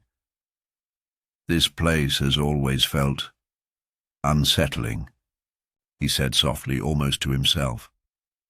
"But there's something about it tonight. It's as if it's holding its breath." Miss Marple gave a slight nod. "We've been led here for a reason," she murmured. "Let's see if we can't uncover what it is." They made their way up the narrow, winding staircase inside the lighthouse, the faint creaking of the old wooden steps adding to the sense of tension. As they reached the top, the view of the stormy sea below was stunning, yet haunting in its isolation. But Miss Marple wasn't interested in the view. She was interested in what lay beyond it. There was a door at the far end of the room, slightly ajar. A quiet, hissing noise emanated from the small crack in the door, like the sound of someone holding their breath. Miss Marple exchanged a glance with the sheriff before carefully pushing the door open. What they found inside was a room unlike any Miss Marple had expected. It was far too neat and well-maintained for a lighthouse that had been supposedly abandoned. The walls were lined with maps and documents, some of them old and yellowed, others fresh and meticulously arranged. A large desk sat in the center, cluttered with papers that at first glance seemed like mere records of lighthouse operations. But something about the neatness of it all, the precision with which everything was laid out, struck her as off. Her gaze swept over the desk until something caught her eye. A small, inconspicuous journal, hidden beneath a pile of old maps. Without a word, she approached the desk and carefully picked it up, flipping through its pages. The handwriting was familiar, sharp, controlled, and deliberate, but the content of the journal sent a chill down her spine. It wasn't a log of daily operations, as one might have expected. No, this was a chronicle of secrets, of quiet manipulations and long-buried guilt. And the name that appeared again and again in the journal made Miss Marple's breath catch in her throat. It was Grayson. The connections she had been piecing. Together, the threads that had felt scattered and vague now began to weave themselves into a terrifying tapestry. Grayson had been involved far more deeply in the events leading up to Eleanor's disappearance than she had realized. But it wasn't just his affair with the mysterious woman that had brought them here. It was the deeper, darker secrets he had hidden for years. Miss Marple could feel her mind racing as she processed the implications of the journal. The sheriff stood quietly beside her, waiting for her to speak, but Miss Marple was lost in the gravity of the discovery. Her fingers traced the inked words on the pages, and as she read, a pattern began to emerge, one that wasn't just about greed or revenge. This was something far more psychological, rooted in something deeper than a mere crime. It was about obsession. The journal spoke of a dangerous relationship between Grayson and the lighthouse keeper, who, it now seemed, had been far more than a simple caretaker. The keeper's name, Thomas, appeared frequently alongside Grayson's in the cryptic entries. What Miss Marple had initially taken for casual associations now appeared to be the center of a twisted and obsessive bond. Grayson, who had always felt untouchable due to his wealth and status, had found a kindred spirit in Thomas, a man whose own past was equally riddled with secrets.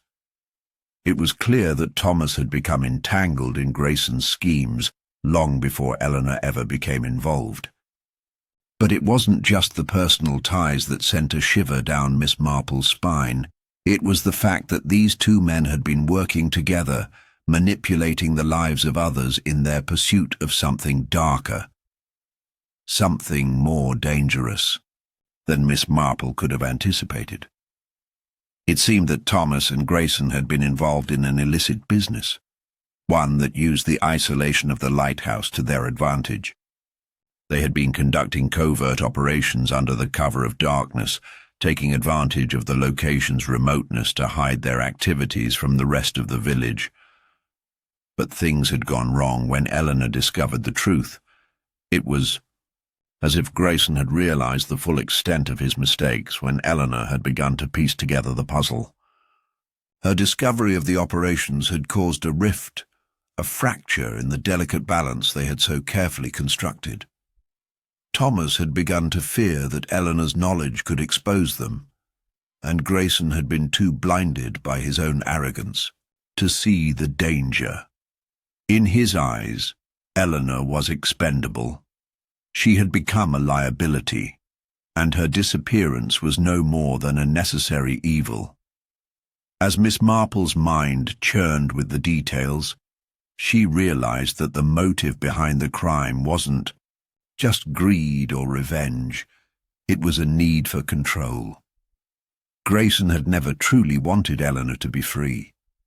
He had sought to control her, to dominate every aspect of her life, as he had done with everyone else who had come into his orbit. Her curiosity, her intelligence, had been her downfall.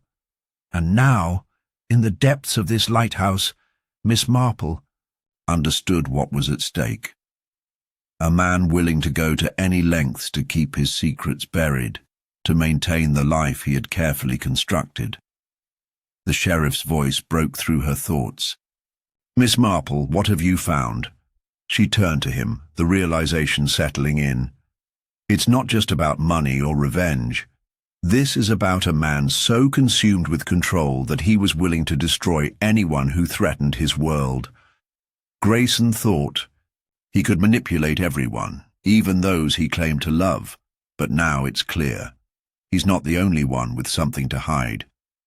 Thomas, too, has blood on his hands, and together they've created a web of lies that stretches far beyond the Lighthouse. The sheriff's face hardened as the truth settled in. He had been right all along. There was far more at play here than anyone had imagined. And now, it was up to him and Miss Marple to bring it all to light before it was too late. The tension was almost unbearable as Miss Marple and the sheriff prepared for the final confrontation. The lighthouse, standing tall and silent against the darkened sky, seemed to echo with the weight of everything that had led them to this moment. Inside, the walls still carried the secrets of years gone by, the faintest whisper of a lie hanging in the air. Miss Marple had already devised her plan. It was simple, elegant, and most importantly, effective. Grayson and Thomas were both arrogant, blinded by their own belief that they could manipulate everyone around them. They had underestimated her, and now she would use that underestimation to her advantage. The sheriff was stationed at the back of the lighthouse, ready to move if necessary. Miss Marple had arranged for him to stay out of sight so as not to alert their quarry.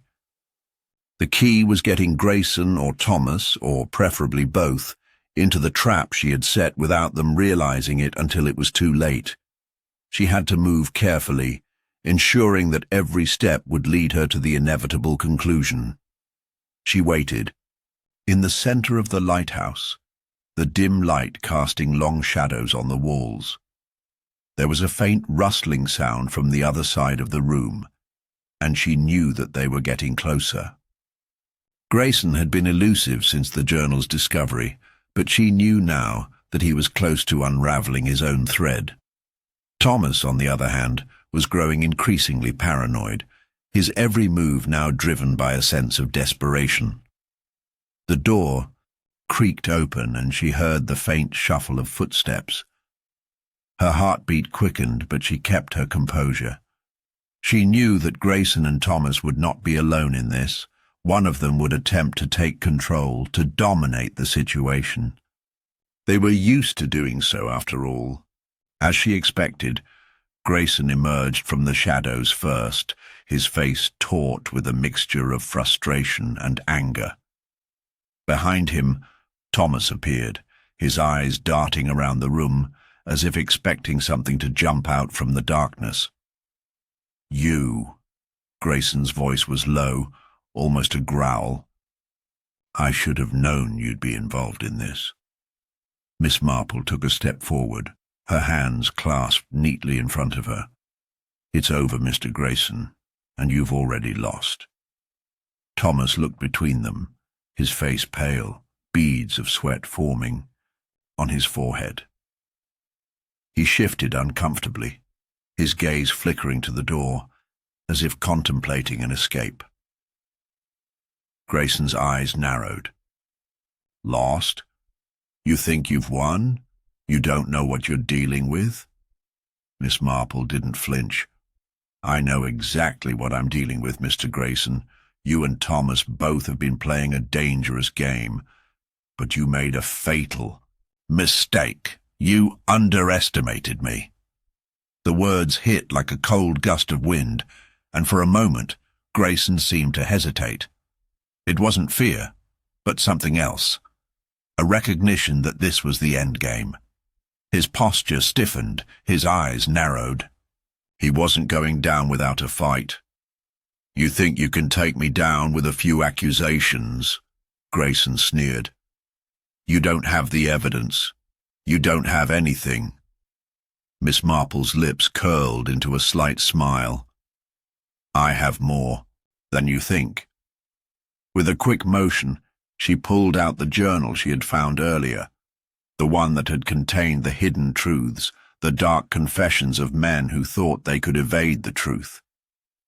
She held it up, the pages fluttering as if alive, revealing the damning details of their crimes. You left behind a trail, Mr. Grayson, a trail that you thought no one would follow. But it was there all along, hidden in plain sight. You were so careful with your lies that you never realized how much you revealed. Grayson's expression shifted, and in that moment, Miss Marple saw the crack in his armor. His eyes flicked to Thomas, who was still standing there, visibly shaking, but trying to maintain his composure. The tension in the room heightened, and Miss Marple could feel the air grow thick with impending action. "You think that journal means anything?" Grayson spat, stepping toward her. "That's just a collection of paranoid ramblings. You have nothing concrete." "Oh, but I do," Miss Marple replied coolly. She nodded slightly, and from the shadows behind her the sheriff emerged, holding a small envelope. "This, Mr. Grayson, is what you left behind. I had it checked. Fingerprints, the works. Your fingerprints are all over it." The moment the words left her mouth, Thomas froze. His gaze darted back and forth as if he were trying to process what he had just heard. His nervousness had grown too obvious now, and Grayson, despite his bravado, could no longer hide his discomfort. "You—" Thomas began to protest, but Miss Marple raised her hand, silencing him. "No more lies, Thomas," she said gently. "You can't escape the truth anymore." Grayson's hand twitched, as if he were about to make a move, but Miss Marple was already one step ahead. She knew that he would attempt to deny it all, to manipulate his way out of this corner, but there was no escape now. "Did you think that because you were wealthy, powerful, and untouchable, you could erase the past?" She continued, her voice calm, yet piercing. "Did you think that with your manipulations, your schemes, your ability to bend others to your will, you could erase what you'd done? You thought you had it all under control, but now it's clear. You've been playing a losing game from the start." Grayson's expression shifted once again, this time to one of fury. He lunged forward, but the sheriff was there, moving swiftly to intercept him. There was no escape now, not for Grayson, and certainly not for Thomas. The game had ended, and the truth had caught up with them both. For a moment, the room was silent, save for the steady thrum of the storm outside and the muffled sounds of Grayson's protests being silenced. Miss Marple took a deep breath, her composure unwavering. It was done. The final piece of the puzzle had clicked into place. The truth had been uncovered, the lies laid bare, and the criminals, once so certain of their victory, now found themselves facing the inevitable consequences of their actions. As the sheriff handcuffed Grayson and Thomas, Miss Marple looked out the window, the distant storm finally beginning to subside. The night seemed quieter now, as if the world had been holding its breath, waiting for this moment to arrive. It was over. The case had been solved. The handcuffs clicked around Grayson's wrists, and Thomas, trembling, was escorted to a nearby chair, his face pale under the harsh light of the lighthouse. Miss Marple watched them both carefully, her mind already moving past their capture, her thoughts never slowing. The storm outside had finally begun to subside, and with it, the tension in the room seemed to lift, but Miss Marple knew that wasn't the end. As the sheriff finished speaking with the two men, his back turned toward her, Miss Marple took a moment to study the lighthouse again. There was something not quite right about this place, the sense that all was not as it seemed, even in the final moments. She'd learned long ago to trust her instincts, and something was gnawing at her, making her uneasy. She was about to speak when a sudden, uninvited sound broke the silence. A faint creak came from above them, the sound of footsteps echoing from the floor above. Her brow furrowed slightly. The only people who should have been in the lighthouse were Grayson, Thomas the sheriff, and herself. "Sheriff," Miss Marple called softly, her voice calm but urgent. "Check the upper floors." The sheriff looked at her quizzically, a flash of confusion crossing his face, but he didn't question her. He gave a brief nod and made his way up the narrow staircase, disappearing into the dim light of the upper landing. The room was quiet once more, save for the distant crash of the waves against the rocks below. Grayson, seated in front of her, remained sullen, though the defiant glint in his eye had softened. Thomas, on the other hand, was visibly shaken, as if his mind was racing to make sense of the events that had unfolded. Miss Marple knew this wasn't over. It never was. Not completely. Seconds later, the sheriff reappeared, his face ashen. "There's someone up there," he said, his voice tight with shock. "It's not Grayson. It's not Thomas. Someone else." Miss Marple's heart skipped a beat. Her mind raced quickly, processing the implications. Someone else? She had considered all the possible suspects, all the likely individuals involved. But this was a new layer, an unexpected complication. Without waiting for further explanation, she stood up, her voice now firm. "Show me." The sheriff led the way up the staircase, his hand resting on the revolver at his side. Miss Marple followed closely behind, each step bringing her closer to the answers she feared might exist just beyond reach. They arrived at the top floor, and as the sheriff pushed open the creaking door, the sight that greeted them was chilling. Standing by the window, bathed in the weak light from the storm's dying fury, was a figure Miss Marple hadn't expected to see. Maggie Bennett, the housekeeper. Her face was pale, her eyes wide with fear, but there was no mistaking the cold, calculated look in her expression. She turned slowly to face them, a small, almost imperceptible smile playing on her lips. "I'm afraid you've misunderstood, Miss Marple," Maggie said, her voice smooth and eerily calm. "It's never been about the money or the power. It's far more personal than that." For a long moment, Miss Marple simply stared at her, her mind working at a dizzying pace, trying to piece together what was happening. Maggie Bennett had always seemed so unassuming, so quiet. But this was something else entirely. "You," Miss Marple said, her voice a whisper. "You've been behind this all along." Maggie didn't deny it. Instead, she stepped forward, her gaze never leaving Miss Marple's.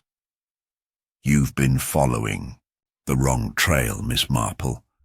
The pieces you've gathered, Grayson, Thomas, they were pawns, nothing more. It was always about revenge, not just for money."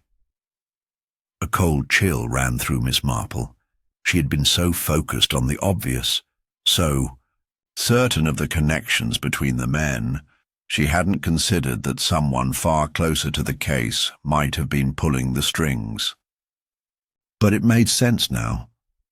The pieces that hadn't quite fit, the odd sense of familiarity from the start. It was all connected. "I was never going to let him get away with it," Maggie continued, her voice shaking slightly, but her eyes were burning with an intense fury. "He took everything from me, my family, my reputation. And when he thought he could just wash his hands of it all, that's when I took matters into my own hands.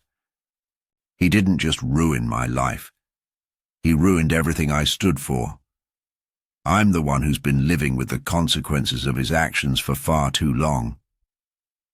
Miss Marple could feel the weight of the moment, the shock of the revelation. Maggie wasn't just another victim, as Miss Marple had believed all along. She was the true architect of the entire conspiracy, the one who had orchestrated the downfall of those she had once served. "You killed Marcus Grayson," Miss Marple said, the words heavy in the air. "But you didn't just stop there, did you?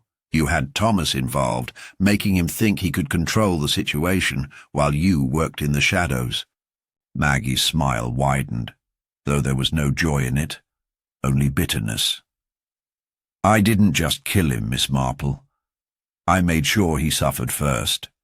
I made him feel every ounce of the pain he caused.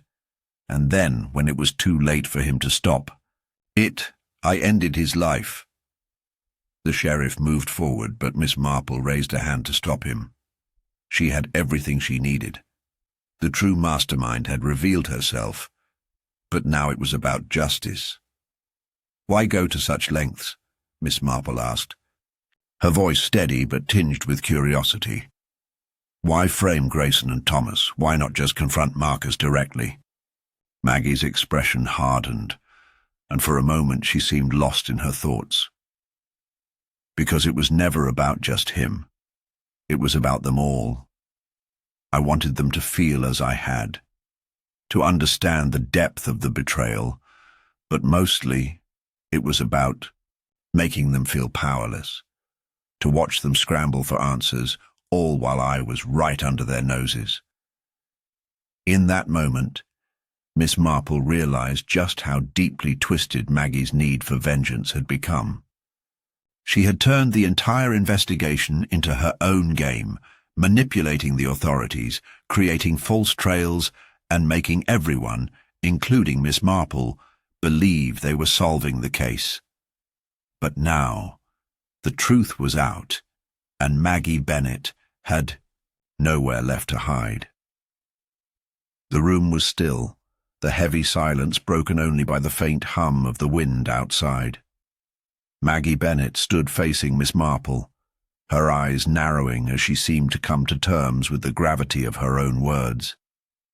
For a moment, she appeared almost vulnerable, exhausted from the game she had been playing, yet unwilling to concede the final step. The sheriff remained frozen, his hand still gripping the revolver at his side, his breath shallow. He had never seen such a cold determination in a suspect before, certainly not in someone who had once been so invisible to the authorities. And now, it was all unraveling, piece by piece. He didn't know whether to feel relief or horror. "Maggie," Miss Marple said quietly, her voice carrying a note of finality, "you've made one critical mistake." The woman's eyes flickered, her facade of calm cracking for a brief instant. "What's that?" she asked, her tone venomous. "You've underestimated the value of small details," Miss Marple answered. "You see, most people would have overlooked the signs you so carefully planted. But I didn't." Maggie's lips curled into a tight smile. "Oh? And what signs would those be, Miss Marple? The ones you think you've figured out?" Her voice had a mocking edge, but there was a tremor of uncertainty beneath it. Miss Marple stepped forward, her sharp gaze never leaving the woman. "It was subtle, but there were things that didn't add up. The way you reacted when I mentioned your past, your hesitance when I asked about your relationship with Marcus Grayson. You were too focused on playing the victim, Maggie. It was a clever ruse, but you slipped.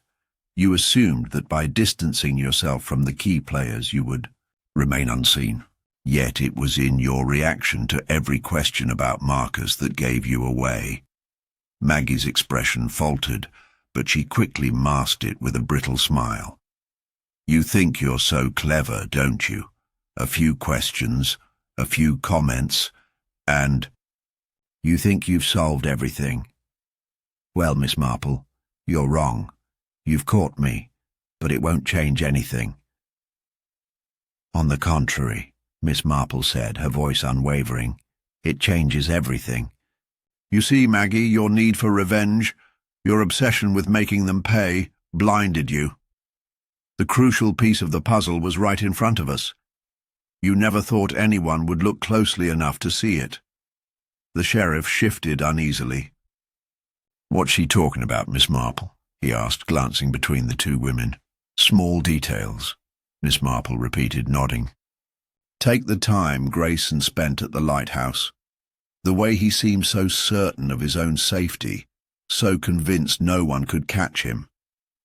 It was a deliberate arrogance, a confidence that came from knowing something the rest of us didn't. But there was one thing that didn't fit. The state of the light in the lighthouse.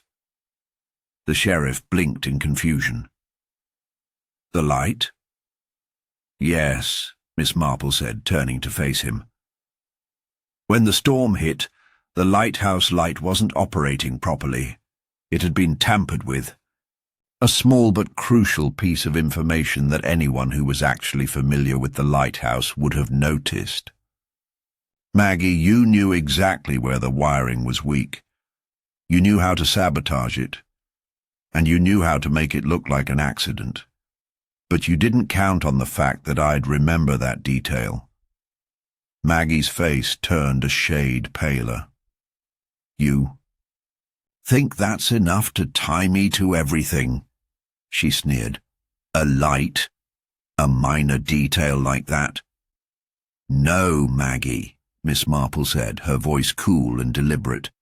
That light was the key to understanding what happened the night of the murder. But what you didn't count on was my remembering something else. You spoke of your past, but you forgot one thing. The fact that you never mentioned the incident at the Dellingham estate. The one that happened years ago when you were just a young woman working as a maid, a fire, just like the one that nearly claimed the lighthouse. Maggie stiffened, her eyes widening, and for a moment she looked less like a calm criminal and more like a terrified woman trapped in her own lies. You, Maggie began, her voice faltering for a brief moment. But she quickly regained composure. You can't prove anything from that. Oh, but I can, Miss Marple said softly. That fire was never solved.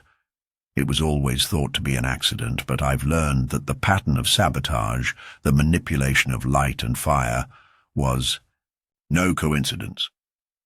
You've used it before, Maggie, first at Dellingham, and now here at the Lighthouse. It was your way of controlling the narrative, of making sure no one could discover what you were really up to. Maggie's face twisted in frustration. You're a fool, Miss Marple. You think you've got me, but I've already won. It's over. No one can stop what's coming. Before Miss Marple could respond, a sharp knock at the door interrupted the tense silence. The sheriff turned quickly, his hand gripping his gun again instinctively, but it was only the deputy, his face pale, who stepped in. Sheriff, the deputy said, his voice trembling. There's been another development. There's been an incident. The rest of the evidence, it's gone. It's been stolen. We've found the records, papers, files. Everything's been wiped clean. The sheriff looked at Miss Marple in horror. For a brief moment, everything seemed to hang in the air like a fragile thread ready to snap. Grayson, Thomas, even Maggie. None of it had been enough to stop the true mastermind. But now, as Maggie stood in front of them, her words took on a chilling new meaning. You see, Maggie said, her smile returning with chilling confidence, you're too late. In that instant, Miss Marple's mind raced, her thoughts churning. The truth was here, But the game wasn't finished. No, Maggie had outsmarted them all, slipping through their grasp, just as they thought they had won.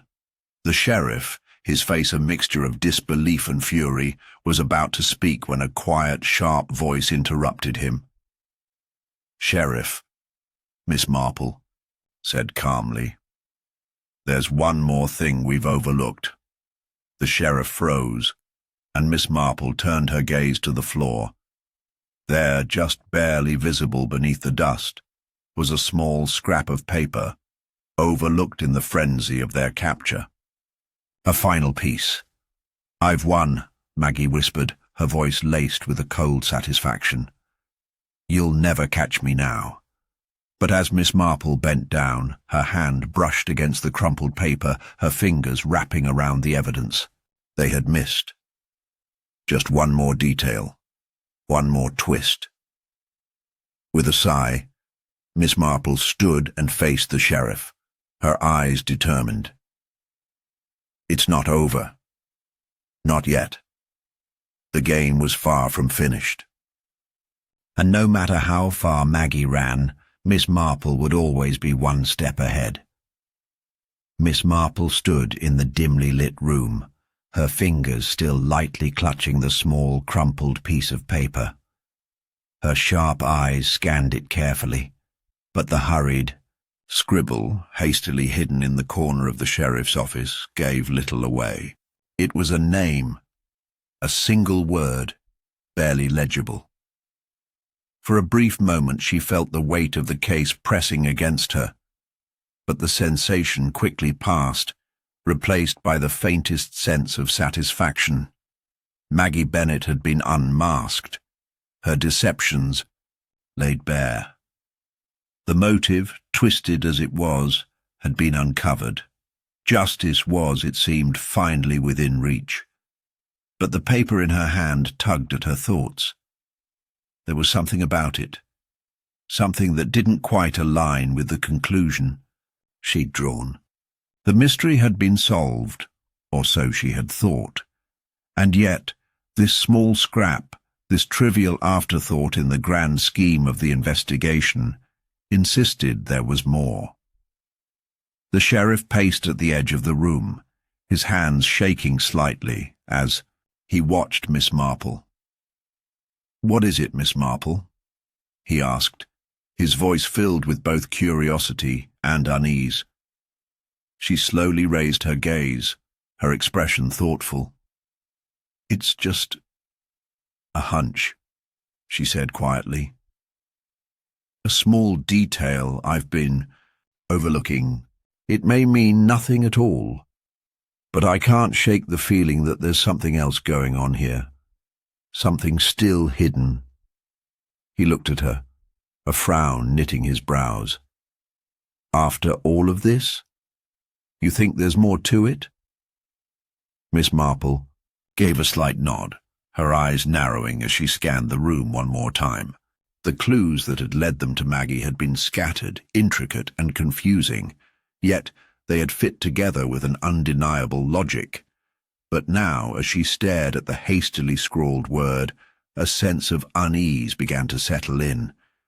It was as though she had glimpsed the shape of something larger just beyond the edges of the puzzle. The sheriff looked between her and the paper, still unsure. "Are we talking about another case? Or is this something else entirely?" "I'm not sure," Miss Marple said slowly, tucking the scrap into the pocket of her coat. "But there's something about that name. It's too deliberate to be meaningless. Whoever left it knew we'd find it, and I don't believe Maggie's the only one with secrets she's not ready to share."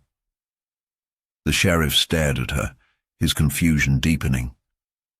"You think someone's pulling strings behind the scenes?" Miss Marple turned toward the door, her movements slow and deliberate. "It's possible, but for now, I need to think it over. Sometimes the most important pieces of the puzzle are the ones we overlook until we're ready to see them clearly." With one last glance at the sheriff, She stepped out of the office and into the cool evening air. The tension of the case had lifted, but a different weight settled in its place. As she walked down the quiet street, the lights of the town flickering in the distance, her thoughts drifted back to that name, the name she hadn't shared with the sheriff. It was familiar, yet distant, like the echo of a memory long buried. There was a deeper thread running through this case. She could feel it. And it was not something she could let go so easily. Miss Marple's footsteps were steady as she made her way back to her small cottage, the chill of the evening air brushing against her face. She had solved the crime, no doubt about that. But her mind was already working, unraveling the strange feeling in her chest that told her the end of this case wasn't really the end at all. Once inside, she sat at her desk, the soft light of a single lamp casting long shadows across the room. She pulled out a notebook, jotting down the cryptic word that had sparked her curiosity. Her hand paused over the page as she stared at the inked letters. It was a name that didn't belong in this case. Yet it somehow did. The name seemed to call to her, urging her to dig deeper, to search for something that wasn't immediately visible. And, as always, Miss Marple's instincts were rarely wrong. She leaned back in her chair, gazing out the window into the darkened street. The quiet of the night held a sense of finality, but she knew better. The mysteries of the world never truly ended. They lingered, sometimes just out of sight, waiting for the right moment to emerge. Her eyes narrowed as the puzzle pieces clicked together in her mind, shifting once more, just out of reach. And then she smiled. Perhaps Maggie Bennett had been the key to solving this particular puzzle, but there was another one, somewhere on the horizon, one that would lead her down a different path, a path she had not yet walked, but one she would soon find.